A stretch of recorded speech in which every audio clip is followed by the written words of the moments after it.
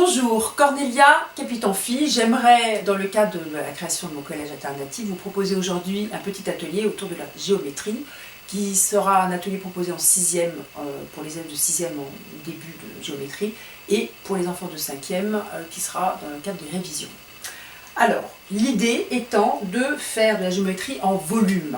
Le volume étant d'aboutir à petite pyramide que vous voyez là, en blanc, et que nous pouvons aussi retrouver en couleur si l'enfant a envie aussi d'apporter sa petite touche créative. Pourquoi cette pyramide?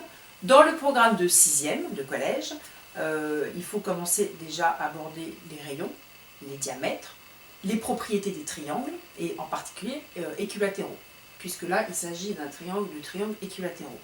Alors pour cela, j'ai réalisé plusieurs petites planches. Nous traçons un cercle de 8 cm de rayon, ce qui permet de faire les révisions entre rayon et diamètre. Le rayon, nous le reportons là avec le compas. De ces deux encoches reportées avec le compas, nous les croisons pour ce troisième point, qui sera l'objet de la sommet de la pyramide.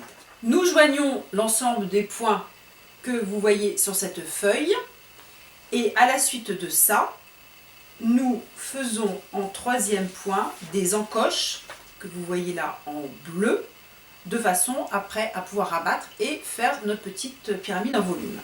Une fois découpé tout ça, on arrive à ça. Voilà, nous arrivons à cette forme à plat. Et à la suite de ça, nous allons donc monter en collant les rabats, nous allons pouvoir trouver une pyramide. Donc cette pyramide va être l'objet pour les 5e d'une révision sur quelles sont les arêtes, quels sont les sommets et quelles sont les faces. L'enfant, ainsi, de façon ludique, apprend sans apprendre, c'est-à-dire qu'il réalise quelque chose, et quand on réalise quelque chose, ça donne du sens, et quand ça donne du sens, on l'intègre d'autant plus facilement.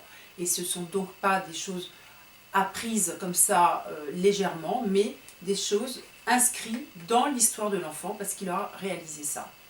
En tant qu'adulte, ça peut paraître peut-être un peu puéril, mais pour l'enfant, il faut se mettre à la place d'un enfant de 11-12 ans. Un enfant de 11-12 ans a besoin d'être ancré dans la matière et d'être ancré dans la réalisation de ce qu'il fait, parce que ce sont des enfants qui sont dans l'action, ce sont des enfants qui sont dans le mouvement, et plus on propose aussi une pédagogie qui leur permette d'être créatifs avec leur être, et plus ils intégreront les connaissances sans avoir même l'impression d'apprendre. Et c'est tout le sens que je souhaite donner à cette école. Et je ferai d'autres vidéos à ce propos pour montrer le sens et la cohésion que je souhaite donner aussi aux matières. Merci à vous et à très bientôt pour une prochaine vidéo.